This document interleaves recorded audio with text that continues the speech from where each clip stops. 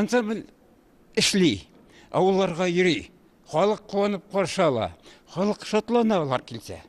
Шуның өчен алар исән булсыннар, эшләсеннәр, йөрсеннәр. Булай итеп җырлау өчен туган телне яхшы белергә кирәк. Шәһәр татар иҗтимагый хәрәкәтенең 20 ел элек ирешелгән казанышларның берсе өлкә үзәгендә татар халык ансамблен оештыру иде. Чишмә башыннан ук даими җитәкчеләре Соня Хамитова. Арабызда талантлы җырчыларыбыз бик күп, 20 ел, 15 ел, 14 ел йөргәннәр, 10 ел йөргәннәр бар. Аталы, кызлы, биле, ыныклы, шулай ук ирле хатынлар йөри безнең арада.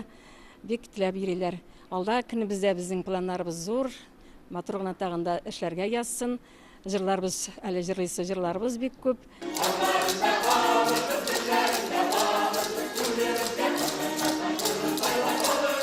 Егерме ел дәвамында уңышлар бихисап. Төрле бәйгеләрдә җиңүләр яулау, өлкәдән тыш күрше төбәкләрдә чыгыш ясау, татар сәнгать түгәрәкләренә ярдәм итү. Менә ул татар милли хәрәкәтенең бу елларда башкарган эшләренең тулы булмаган исемлеге. Соня ханым безнең җитәкчебез инде, биюче дә, җырчы да, ул безне җырларга да, биергә дә өйрәтте.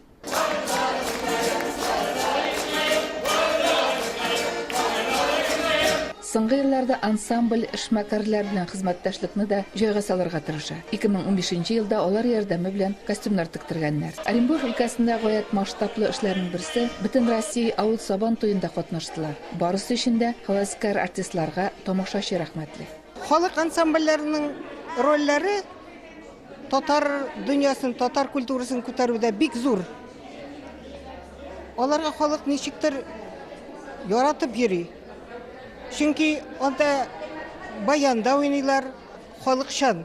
Тургайның 20 ел вакыт эчендәге зур эшләрнең иң мөһиме милли үзаңлы, булдыклы кешеләр барлау, туплау булгандыр. Моның дәлиле ансамбльгә яшьләрнең тартылуы. Кичә барышында милли хәрәкәтнең лидерлары, активистларының исемнәре атала барды һәм һәрберсенә мактау хатлары тапшырылды. Оренбургтан Фируза Абсалямова, Ильяс Хаялин, Яңа Гасыр каналы.